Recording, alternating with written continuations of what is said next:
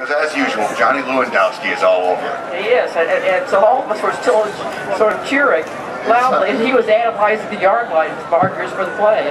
Now, as president of this university, you deal with stuff day in, day out.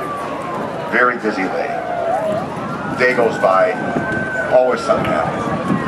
But then after the celebration a week ago, a couple hours later, you hear of a very unfortunate set of circumstances. Yeah, Mark calls about the 2:30 or so, and from the hospital in that range. And when you get a phone call like that in the middle of the night, it's often because there's some other issue. More times than not, it's never anything good. It's never anything good, but it could have been a celebration. It could have been lots of things that could have happened that evening. And the message was really the furthest from my mind about what might have happened. But he had great sense, as he said earlier, to recognize that you have to worry about yourself and make good decisions about yourself, not just about others. Then he had people around him, and I went over to practice on Thursday and talked to Jeff Monroe and Sally and thanked them for being there and being so alert to what happened. And Jeff said, well, I've got to tell you, that was the last thing on our list to check for, because Mark had gotten hit on the sidelines during the game.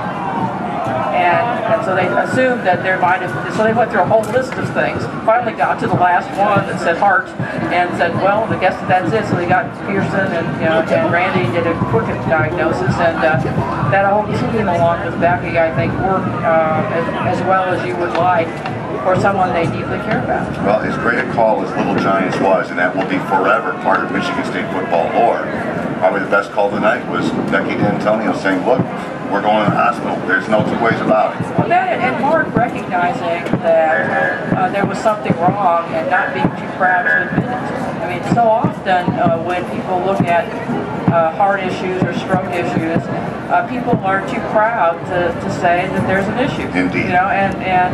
And particularly if you look at some of the data around males, that's part of it. For women, sometimes the symptoms of heart attack are slightly different than that, sort of on the list you normally see, and so that they go ignored as well.